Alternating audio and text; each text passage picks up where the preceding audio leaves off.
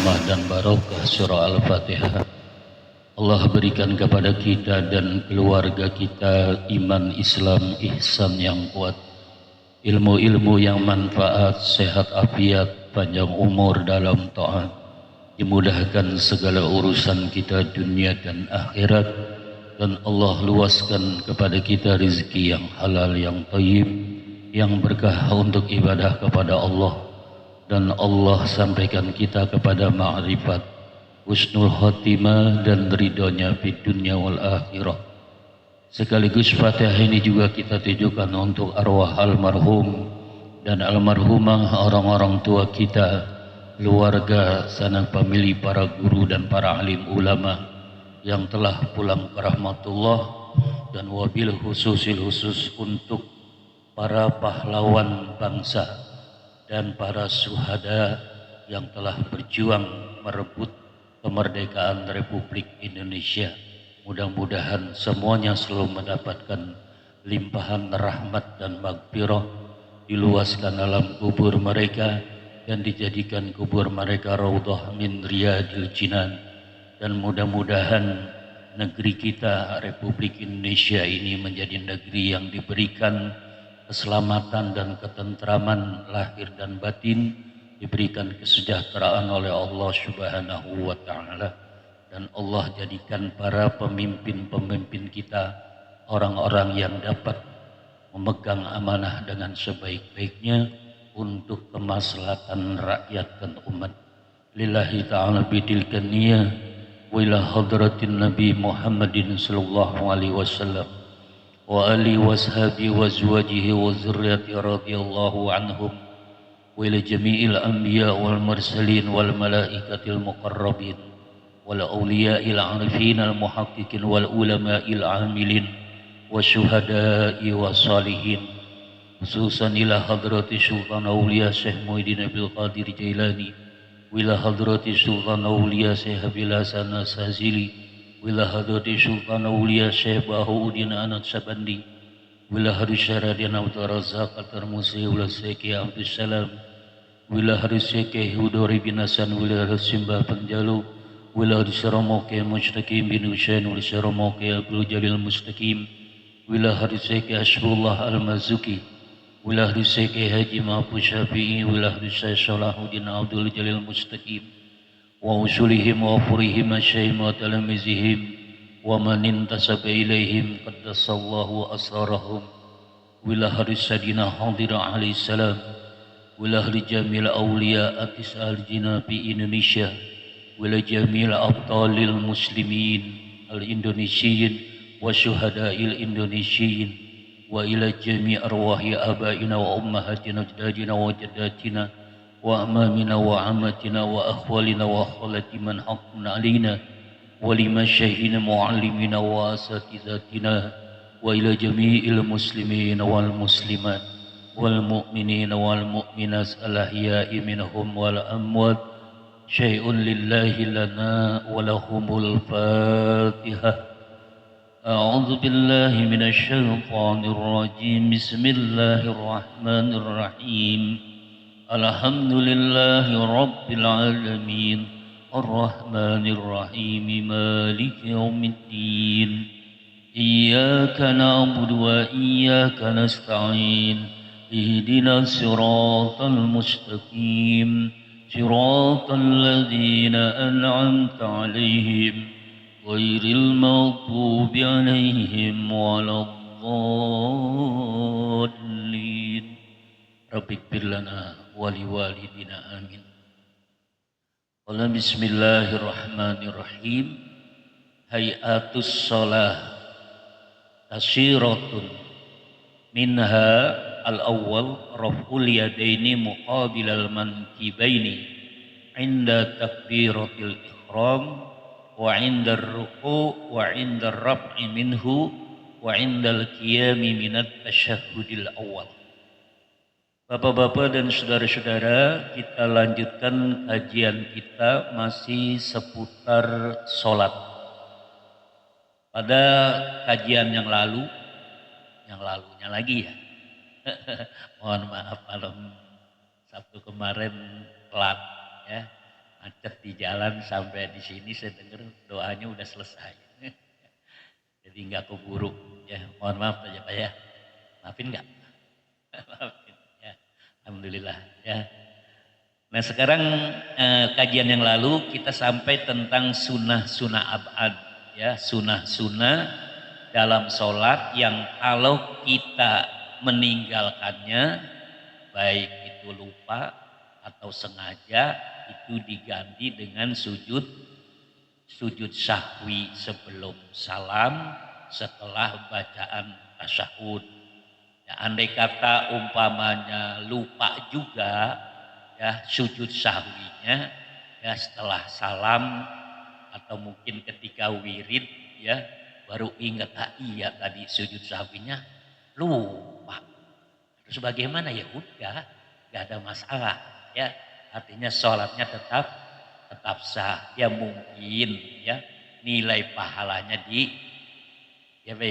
dikurangin ya mudah-mudahan sih nggak banyak-banyak kuranginnya ya jangan sampai dapatnya 5 merah ya makanya itulah kita dalam sholat pentingnya konsentrasi ya hati dijaga jangan was-was jangan mikirin ini mikirin itu ya taruhlah di luar sholat kita banyak pikiran upayakan kalau lagi sholat berhenti dulu mikir ke sono kemarinya ya difokus konsen ke Allah yang kita sembah insya Allah nanti kita nggak gampang lupa gitu ya atau bingung ya udah rakaat berapa ini gitu ya. Nah sekarang kita lanjutkan sunnah-sunnah hayat.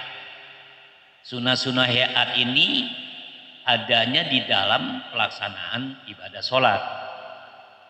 Cuman kalau umpama kita nggak kerjakan, ya baik itu lupa atau mungkin sengaja, tidak diganti dengan sujud sahwi. Jadi langsung aja nanti, ya nggak perlu sujud sahwi seperti sunnah ab'an. Apa saja yang termasuk sunnah hayat sholat itu? Pertama, Rabbul yadaini muqabilal mankibaini inda takbiratil ihram.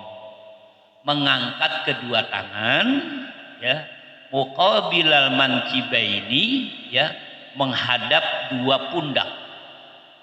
Nah, ini kan peragaannya Pak ya, bentuknya itu macam-macam. Jadi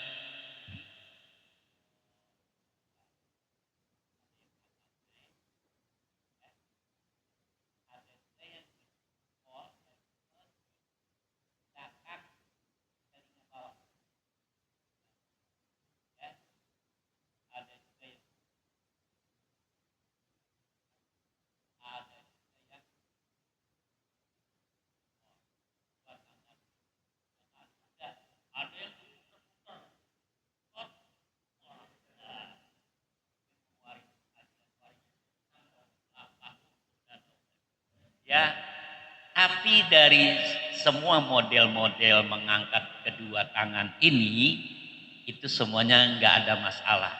Ya kan artinya itu hanya sunnah hayat.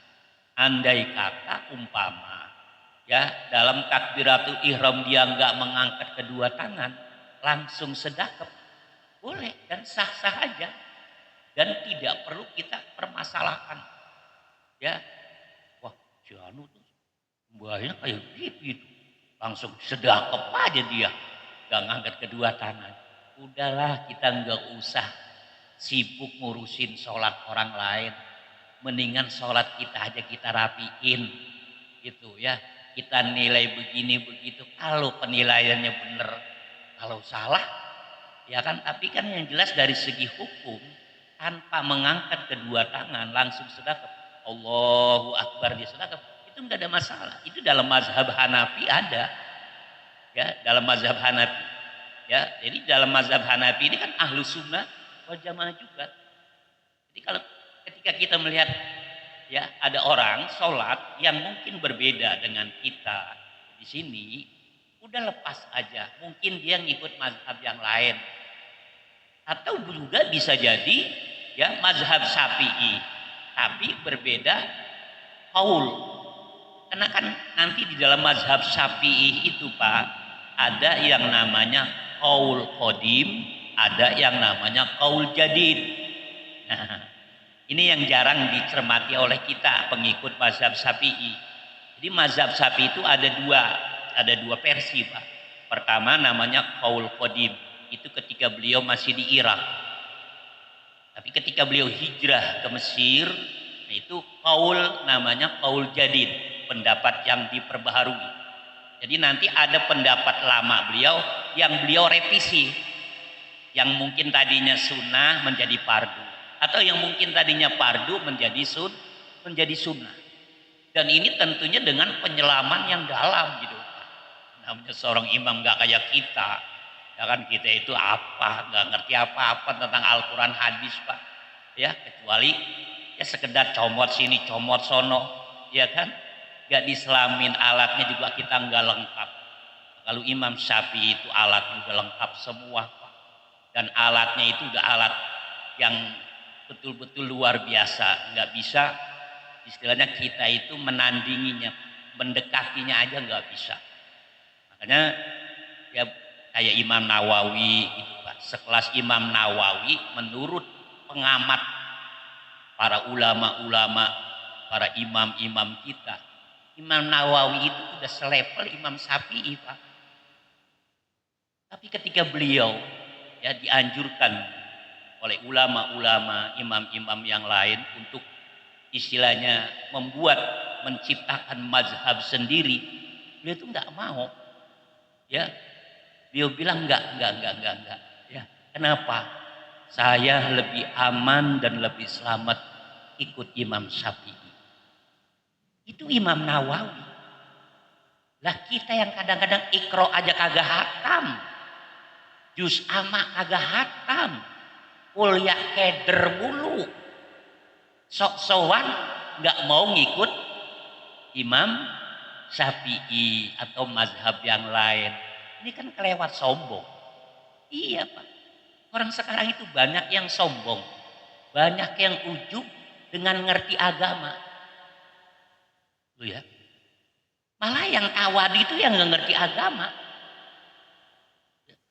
merasa dia udah bisa ini bisa itu, padahal kadang-kadang nyomotnya dari Google, dari YouTube, dari medsos, udah merasa ahli agama, udah merasa ngerti Al-Quran dan hadis, sehingga merendahkan yang lain. Dan ketika dimintai fatwa dengan seenaknya, wah itu haram nggak boleh, wah itu musyrik nggak boleh, wah itu sesat nggak boleh. Dari mana sumbernya? Ya, dari YouTube, aduh, dari YouTube, ya, dari Google, aduh, ya, dari Instagram, dari TikTok. Nah, kan repot kalau agama kok ngambilnya referensinya dari TikTok. Ya, dari Instagram, dari YouTube. Waduh, parah Pak. Iya, tapi prediksi Nabi ya, nanti kalian akan sampai satu masa di mana ilmu itu akan diangkat oleh Allah. Ya. Ilmu apa? Ya ilmu agama, bukan ilmu dunia ya. Ilmu agama diangkat. Sehingga kalian akan mengalami masa orang gak ngerti agama, sok ngerti. Loh, ya. Fi'il fa'il aja mau pada khobar kagak tahu, nggak paham. Tapi udah berani bicara ini sesat, ini haram, ini batil. Tuh, gampang memponis ibadah atau amaliyah orang lain tanpa dasar ilmu yang cukup dan kuat.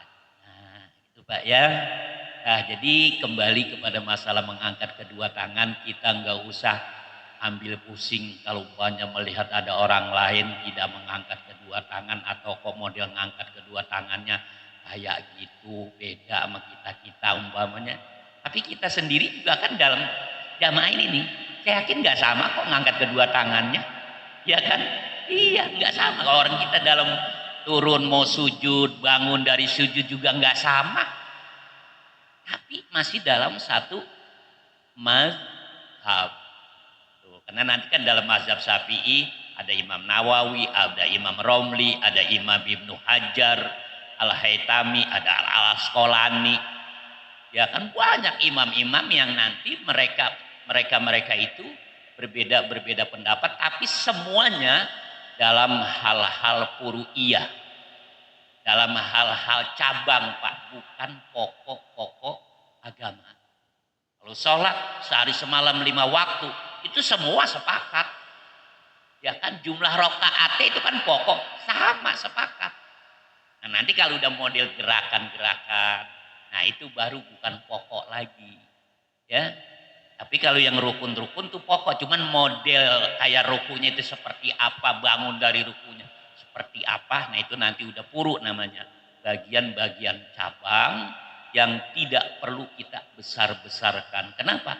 Karena hal semacam itu, perbedaan-perbedaan semacam itu dari zaman sahabat sudah ada. Ya, Pak ya. Jadi kita nggak perlu ributin, apalagi digede-gedein sampai kemudian misah. Ya kan misah jamaah, misah kelompok, lama-lama misah masjid. Iya kan wah, gue bikin masjid lagi aja dah. Ya kan pendapat gue di masjid itu kagak dipakai. Ya kan ini gue bikin masjid sendiri. Ya kalau gue punya masjid sendiri, gue malah gue apa kek. Gue mau ngomong apa harus nurut sama gue. Kalau nggak nurut jangan sholat di masjid gue. Nah, ngomong udah masjid gue, ya kan repot. Masjid itu nggak bisa dibilang masjid gua, termasuk yang mewakafkan, nggak boleh lagi ngomong itu masjid gua atau masjid saya, nggak boleh. Kenapa? Udah diwakafin. Kecuali tidak diwakafin, boleh nih masjid saya karena memang murni dia bangun sendiri. Andai kata pun dia nggak wakafin, tapi pembangunannya, material semuanya, ya dibantu oleh masyarakat, meskipun 1 rupiah. Udah jangan ngomong lagi masjid saya. Kenapa? Karena banyak yang bantu dari luar. Gitu Pak. Itu kadang-kadang udah diwakafin. Yang bantu dari luar banyak masih ngomong masjid gua, masjid gua. Nah ini kan ribet. Kalau udah masjid itu milik siapa? Milik umat atau milik masyarakat kita semua ini.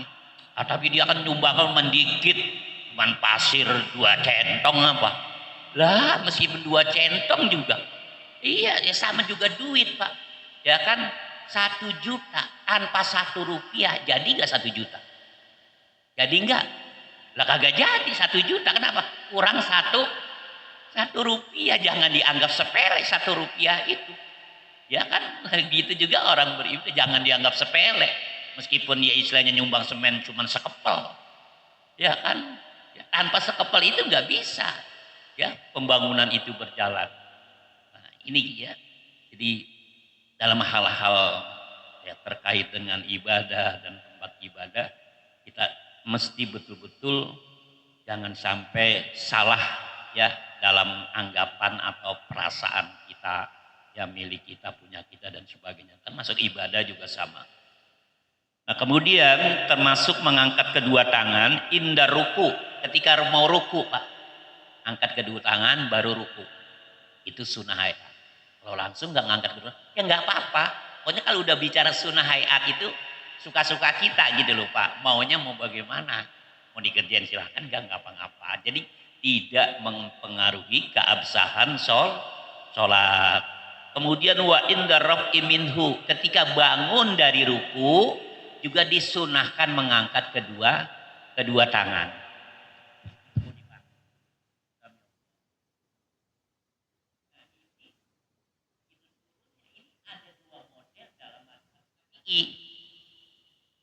Modelnya kayak apa sih?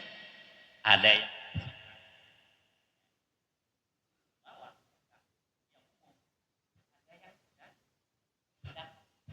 nah, pernah nggak Pak lihat yang sedekap? Nah, pernah kan? Ada. Dan kita jangan borang-borang, wah ini mazhab mana nih? Mazhab Syafi'i. Gitu loh Pak. Ya, yang benar yang dua-duanya benar. Yang salah yang kagak sholat. Udah gitu aja. Yang salah yang kagak sholat udah gitu aja. Iya, kalau tidak masih sholat modelnya kayak apa masih batas-batas yang telah ditentukan ya itu nggak ada masalah ya. Jadi ada yang sedekap. Nah, cuman masalah abdolnya, ya itu ada dua versi. Ada yang mengatakan abdolnya sedekap, gitu loh.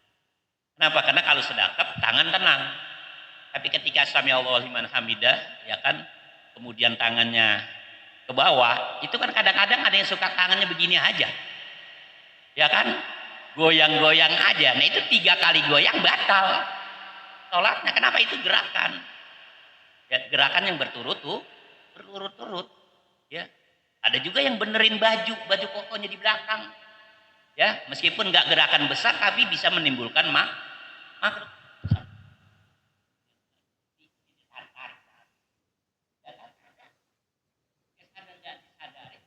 Ya itu banyak yang terjadi begitu. Andai kata gerakan yang nggak gerakan berat yang menimbulkan batalnya sholat, paling tidak terkena hukum makruh. Maka yang abdol menurut sebagian ulama dengan sedekap aja dah, diam aja tangan. Jadi nggak griming gitu loh Pak, nggak goyang-goyang, ya. Tapi tetap ya tinggal terserah kita, ya. Yang penting hindarkan hal-hal yang bisa menimbulkan batalnya sholat atau makruh, ya. Wa indal qiyami minat tasyahudil awal, mengangkat kedua tangan ketika bangun dari tasyahud awal. Yang ada tasyahud awal kan yang 3 dan 4 rakaat, ya. Maghrib, isya, subuh pakai enggak? Subuh enggak ada tasyahud awal, ya. Nah, zuhur dan asar. Nah, ketika kita selesai tasyahud, bangun rakaat berikutnya, rakaat ketiga, itu disunahkan mengangkat kedua tangan. Ya, itu yang disunah. Tapi ada sebagian kita yang hampir tiap bangun ke rakaat berikutnya selalu ngangkat kedua tangan. Ya, pernah nggak ngeliat Pak? Nah, itu bagaimana?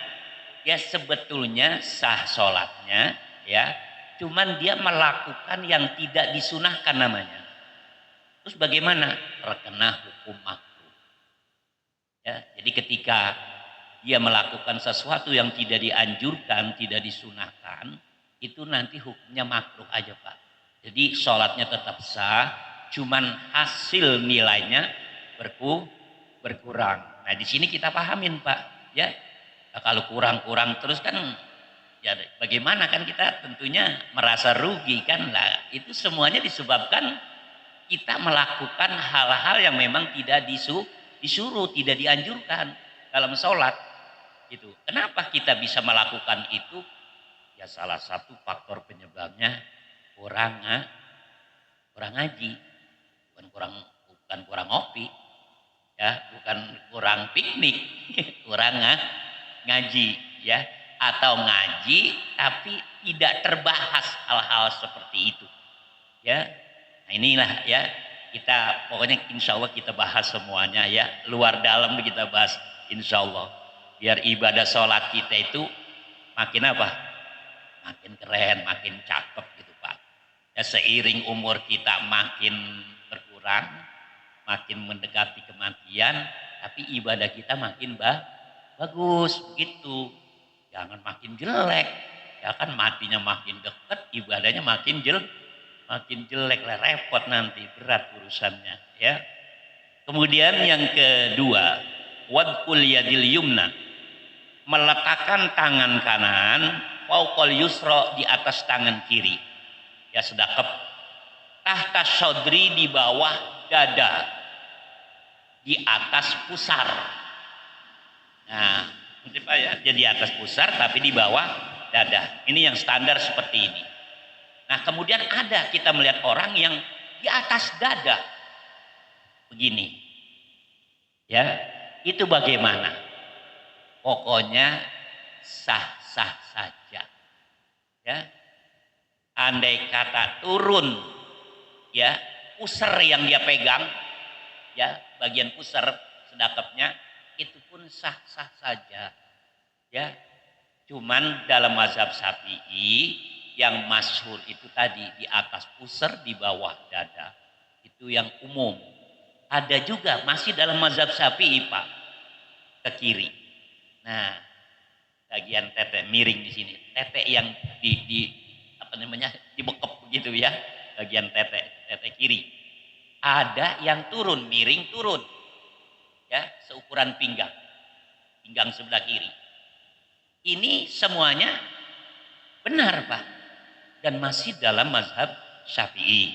Ya, kalau yang di sini, ya di bagian tete yang di sedekapnya itu isyarat supaya hati kita itu enggak was-was, enggak mondar-mandir sini sono, enggak melayang kemana-mana. Tujuannya begitu.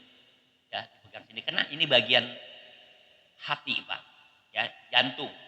Ya, kalau secara fisik itu jantung Pak, tapi secara spiritual, rohani itu hati. Ya, itu dipegang di sini. Ya kan karena kita kan sholat kadang-kadang pikiran melayang. Dengan seperti itu mudah-mudahan nggak melayang aja hati dan perasaan kita kemana-mana. Nah, kalau yang turun miring turun ke bawah di pinggang itu bagaimana?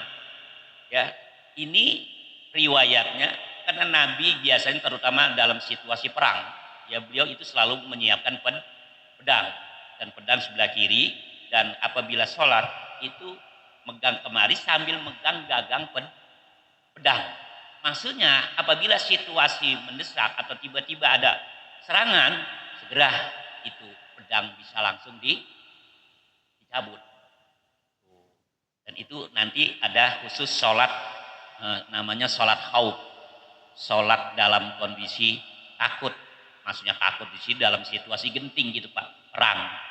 Jadi nanti kita dalam perang itu tetap harus sholat Pak, cuman ada aturan main tersendiri. Ya, sehingga ketika kita lari sini lari sono, padahal kita dalam sholat itu nggak batal, ya. Nah, kalau sekarang pakai bom pokoknya, ya kita lagi Allahu Akbar, udah musuh, nah kita siap, ya amin senjata kita nggak apa-apa, sholat terus nggak apa-apa. Ya, kalau musuhnya udah pada kabur, ya kembali lagi sholatnya biasa lagi. Dan nanti ruku sujudnya, safnya itu diatur. Gak semua langsung kayak kita sholat Jumat atau Id gitu ya. Ruku bareng semua. Rukunya gantian. Sujudnya juga gantian. Kalau semuanya kita sujud bareng musuh datang, kagak ada yang tahu, gak ada yang jagain. Maksudnya biar ada yang jagain Pak. Depan umpamanya sujud, saf depan ya sujud, yang saf keduanya ntar dulu belakangan sambil memberikan pengawasan keamanan. Nanti kalau dia udah bangun baru yang belakang sujud, gitu aja pokoknya. Ya, selang-seling gantian untuk melihat situasi dan kondisi perang, ya, supaya selamat gitu loh Pak. Itu ikhtiar, ya ikhtiar. Nah, kemudian yang ketiga doa ul iftitah, ya doa iftitah ini sunnah ayat. Jadi ketika kita setelah takbiratul ihram langsung baca Fatihah, jadi nggak ada masalah. Ya, kalau mau baca iftitah, ya silakan. Itu lebih bagus. Yang penting resapin dan serap doa iftitah itu. Kenapa disebut doa iftitah? Itu meskipun sunnah Pak, itu hikmahnya doa iftitah itu untuk membuka pintu hati kita biar bisa nyambung ke hadirat Allah Subhanahu wa ta'ala. Maka disebut iftitah, membuka Pak. Kalimatnya inni wajahtu, ada yang nggak pakai ini langsung wajahtu. Itu yang bagus yang mana? Tergantung situasi spiritual rohani masing-masing. Ya, kalau kita rasanya begitu dekat dengan Allah dan siap ya untuk sam'an wa ta'atan, taat kepada Allah, dengerin, taatin, silakan ucapkan inni wajhiya lilladzi fataras samawati wal ardh. Sesungguhnya aku hadapkan wajahku. Wajah mana ini Pak? Doa iftitah ya. Inni wajahtu, aku hadapkan wajahku. Wajah yang mana ayo? Ayo. Wajah hati Pak. Emang hati ada wajahnya? Ada Pak. Hati atau jiwa kita Pak, rohani kita itu nggak jauh beda dengan susunan tubuh zahir fisik ini. Jadi ada lidah hati, ada mata hati, ada telinga hati, ada wajah hati. Ketika kita sholat, hati kita hadapkan kemana? Ke kiblat, Ka'bah, apa ke Allah? Mana Pak? Ke Allah. Ke Allah. Ini jangan salah, ini harus dipahami benar loh Pak. Kalau wajah ini kita hadapkan ke kiblat Ka'bah. Tapi wajah ini rohani, batin, jiwa mesti ke Allah. Kalau wajah hati menghadapnya ke Ka'bah justru menjadi musyrik. Ka'bah batu, Pak. Batu bangunan. Gak ada keistimewaan apa-apa sebetulnya. Ya. Yang istimewa itu sahibul Ka'bah. Nah hati kita hadapkan ke Allah. Jadi zohir menghadap kiblat Ka'bah, batin menghadap Allah. Itu sholat yang benar Pak. Nah selama ini kita sholatnya bagaimana? Hati kita kemana ngadepnya? Kemana aja udah. Ada yang ke mall, ada yang ke pasar, ada yang ke bengkel, ada yang ke counter, ada yang ke toko, ya, ada yang ke kantor, udah macam-macam lah. Itu ya. Mestinya ketika kita bilang inni wajjahtu wajhiya, ya, sesungguhnya aku hadapkan wajahku, buktiin, nyatain gitu loh. Benar-benar hati kita tuh menghadap Allah, ya. Nah berarti gak usah pakai ini aja dah, wajah tuh aja, ya. Sebab kalau cuman wajah tuh doang nggak pakai ini, itu bohongnya nggak terlalu gede. Tapi kalau pakai ini itu kan dalam ilmu nahu dan balaghah, inna itu adatu takkid, ya, itu alat kata untuk penegas. Ini sesungguhnya aku. Kan berarti udah mantap banget kalau udah sesungguhnya atau sungguh aku. Kenyataannya beda. Kan berarti bohong banget kan, udah ngeluarin inna ya atau ini ya, tapi nggak sesuai. Ya udahlah, yang biasa aja, wajah itu aja. Ya, biar tadi bohongnya nggak terlalu gede. Nah, maka kalau dilihat dari doa iftitah ini Pak, kita hampir rata-rata semuanya kena penyakit nifak, kemunafikan. Ngomong menghadap Allah sampai nanti inna sholati wa nusuki wa mahyaya wa mamati lillahi rabbil alamin. Buktinya mana? Ngomong doang, ya kan, sesungguhnya sholatku, ibadahku, hidupku, matiku, semuanya untuk Allah, Tuhan semesta alam. Bener nggak begitu? Nah, jauh kan? Iya. Tapi paling tidak doa iftitah itu memang untuk melatih dan mengajarkan kita.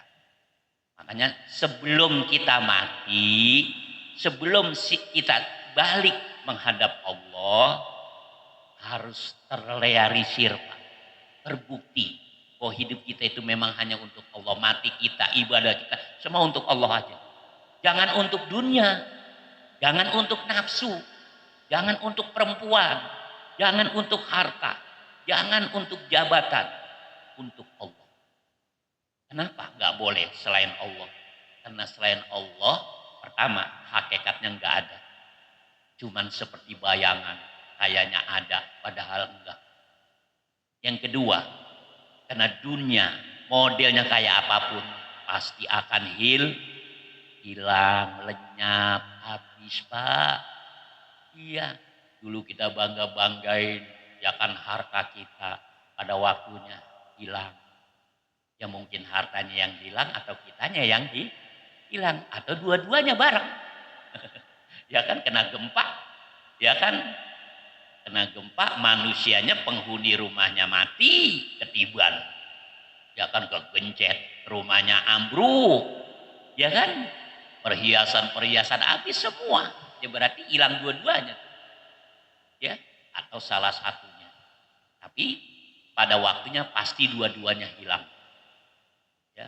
Makanya di dalam Al-Quran itu dinyatakan ya bahwa kullu man 'alaiha fan, semua apa saja yang ada di alam semesta ini fan, binasa, hilang, lenyap. illa wajhu rabbika zul jalali wal ikram, kecuali wajah Tuhan kamu, maksudnya zat Tuhan kamu yang mempunyai kemuliaan dan keagungan. Semuanya dipastikan, ya kan? Makanya sekali lagi kita ya untuk dunia ya, pertama upayakan aja dunia biar menjadi akhirat. Dulu kan pernah saya jelasin, apapun aktivitas dunia kita selagi itu yang baik-baik, halal, hak, gunakan untuk akhirat, Pak. Jangan dunia untuk dunia, habis semuanya, gak nyisa nanti. Tapi kalau kita jadikan menjadi akhirat, nah itu nanti akan menjadi kekal abadi. Itu kita harus cerdas gitu loh, Pak. Jangan ngikutin orang kafir. Orang kafir memang dunia untuk dunia, memang dia surganya di dunia. Tapi buat kita, surga kita gimana? Di akhirat. Kenapa nggak sekarang aja sih? Yang namanya dunia kan sementara. Buat apa kita enak-enak cuman sementara? Ya kan, yang pada akhirnya kita menderita. Mendingan nanti di akhirat kita senang, kita bahagia, kita selamat selama-lamanya, nggak ada habis-habisnya. Berjuta-juta abad umur kita, Pak. Iya, nggak tanggung-tanggung. Nggak ada batasnya umur kita di sono. Dan nggak bakalan tua kita nanti di akhirat. Nggak jadi aki-aki, Pak. Begini aja. Pokoknya standar umur, sekitar umur 35 tahun, Pak. 30-35 tahun. Ya, fisik kita begitu. Nggak ada lemes-lemesnya, nggak ada letoy-letoynya. Nggak perlu nyari jamu ini, jamu itu. Nggak usah. Ya kan? Pokoknya seger terus, fresh terus, Pak, nanti di akhirat tuh. Ya, kalau kita masuk surga, ya. Kalau masuk, mau nggak? Mau, ya, iya. Makanya kita siapin tiketnya dari sekarang. Apa tiketnya? Takwa, itu aja, Pak. Lahir batin takwa, jangan lahirnya doang. Ya. Nah, yang keempat, sunnah hayat at-ta'awuz, yaitu membaca a'udzubillahi minasyaitonirrajim, ya, sebelum Al-Fatihah. Sebaiknya sir apa jahar? Sir aja, Pak, ta'awuznya. Ya, nggak usah dijaharkan. Baik sholat yang bacaannya zahar maupun sholat yang bacaannya sir, tetap ta'awuznya sir aja, pelan aja, ya. Yang kelima, qiraatus surah ba'dal Fatihah, membaca surah setelah Al-Fatihah, li ghairi ma'mumin yasma'u qiraata imamihi, khusus untuk makmum yang tidak mendengar bacaan imam. Ya, Pak, ya. Jadi umpamanya sholat maghrib ini berjamaah, karena selesai Fatihah kan imam baca surah. Tapi mungkin karena toa juga mati, son mati, suara imam juga nggak kenceng-kenceng banget, terus kita adanya di saf paling belakang, nggak kedengeran tuh bacaan surahnya imam. Nah, kita baca surah di belakang sana. Tapi kalau kita masih mendengar bacaan surah imam, nggak usah kita baca surah, cukup kita baca Fatihah aja, karena Fatihah itu rukun buat semua, ya, bukannya ditanggung sama imam. Kalau masbuk, kalau kita ketinggalan, kalau nggak ketinggalan baca, bisa nggak dibaca dalam hati? Nggak bisa, karena Fatihah itu namanya rukun kauli, rukun yang mesti diucapin gitu, dibaca. Dalam hati, dalam sholat dari pertama diem aja. Ya, semuanya dalam hati, nggak bisa, nggak sah, ya. Yang dalam hati itu cuma niat itu loh, ya. Adapun selain itu ada rukun qauli, ada rukun fi'li. Kemudian yang keenam, al jahru fi maudhihi wal israr fi maudhihi, itu menjaharkan pada tempatnya dan mensirkan pada tempatnya. Maksudnya kayak maghrib, isya, subuh, itu dianjurkan bacaannya keras, kenceng gitu, ya. Kalau asar dan zuhur itu dianjurkan bacanya sir. Nah, ada orang terbalik, Ya, maghrib, isya, subuh sir. Giliran johor ma asar dia kencengin. Ini bagaimana? Sah nggak sholatnya? Sah, cuman makruh. Gitu loh Pak ya, hukumnya makruh. Johor asar dikencengin makruh. Ya, nah kalau maghrib ya isya subuh disirin itu hukumnya makruh. Meskipun kita sendirian sholatnya Pak, kencengin aja. Ya kenceng di situ maksudnya ya sekedar kita dengar ya dengar dan seukuran orang yang di belakang kita juga dengar. Meskipun kita sendirian seukuran, umpamanya kita punya kamu punya istri kita atau anak kita di belakang itu dengar juga. Itu namanya jahar. Ya kalau yang dengar kita doang sendiri itu sir namanya, ya.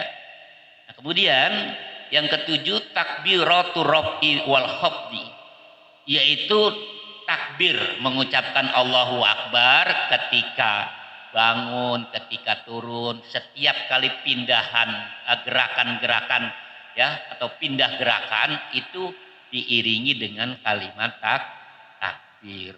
Apa fungsinya? Itu bukan sekedar mengucapkan Allahu Akbar, Allahu Akbar. Itu fungsinya untuk menjaga hati supaya tetap konsen dan fokus. Allah yang besar. Yang lain kecil udah buang aja dulu, buang, jangan dimasukin ke hati kalau lagi sholat. Tapi urusan gue gede banget, masih gedean Allah. Itu aja. Jangan bilang urusan gue lebih gede. Lah musyrik, murtad Pak. Urusan gue lebih gede dari Allah. Itu malah menjadi murtad nanti. Iya, jadi Allahu Akbar itu untuk magerin hati pikiran kita supaya sepanjang sholat kita tetap fokus konsen kepada zat yang maha besar. Ya, dan kebesaran Allah itu sebetulnya apabila bertajali dalam hati benak hati kita itu akan mampu merontokkan segala permasalahan dunia Pak. Iya, makanya sholat itu sebetulnya ya di samping ibadah dia itu mempunyai efek untuk refreshing jiwa Pak. Umat Islam itu sebenarnya paling gampang kalau bila stres, bingung, beban berat, gak usah ke puncak, ntar tambah stres, macet, ya macet, belum ada gangguannya kempes lah, apalah, ada aja, begitu loh. Kadang-kadang orang gua mau ngilangin stres nih, gua mau ke puncak nginep di villa seminggu, ya kan, macam-macam. Ya bukan nggak boleh silakan aja, cuman sebetulnya ada jalan yang sebutnya ya sangat murah, bukan murah lagi, emang gratis gitu loh ya. Lewat apa? Sholat ya. Gua udah sholat, hati gua pikiran gua masih aja kagak hilang-hilang, urusan masih berat aja, ya berarti sholatnya yang belum bener gitu loh. Sholat itu kalau bener Pak, emang bener-bener ngilangin stres, hilangin segala beban apapun, seberat apapun. Kalau udah sholat akan hilang, akan lenyap. Dan selesai sholat hati kita adem, pikiran tenang. Itu kalau sekali lagi sholatnya bener. Kita kan sholatnya belum bener, baru sah doang, baru sah, belum bener. Kalau yang bener gimana sih? Ya sholatnya harus zohir dan batin. Itu insya Allah akan merepres Pak ya hati kita dan pikiran kita, bahkan anggota tubuh kita juga bisa seger Pak, bisa fresh. Kenapa? Karena kan sholat nanti kan mau nggak mau kan syaratnya harus apa? Wudhu. Dengan basuhan wudhu itu akan memberikan fresh buat tubuh kita, terutama pada titik-titik tertentu. Jadi ibadah sholat itu betul-betul luar biasa kalau kita praktekin, jalanin dengan benar ya. Dah itu dulu dah ya, nanti kita lanjutin banyak ini masih ya sunnah-sunnah ayat dalam sholat ya. Mudah-mudahan manfaat, bisa dipahamin dan bisa kita amalin dengan sebaik-baiknya. Lillahi ta'ala al-fatihah. A'udzubillahi minasyaitonirrajim. Bismillahirrahmanirrahim. Alhamdulillahirabbil alamin arrahmanirrahim maliki yaumiddin. Iyyaka na'budu wa iyyaka nasta'in ihdinas siratal mustaqim siratal ladzina an'amta 'alaihim ghairil maghdubi 'alaihim waladdallin. Ilahana al-karim antal karim. Bismillahirrahmanirrahim. Alhamdulillahirabbil alamin hamdan yuwaffi ni'ma yukafi mazida. Allahumma salli ala sayidina Muhammad wa ala ali sayyidina Muhammad.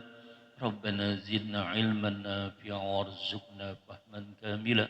Allahumma arinal haqqa haqqan warzuqna tibaa wa arinal batila batilan warzuqna jinabah. Rabbana atina fid dunya hasanah fil akhirati hasanah wa qina adzaban nar. Wa sallallahu ala sayyidina Muhammadin wa ala alihi washabihi wasallam. Walhamdulillahi rabbil alamin. Assalamualaikum warahmatullahi wabarakatuh.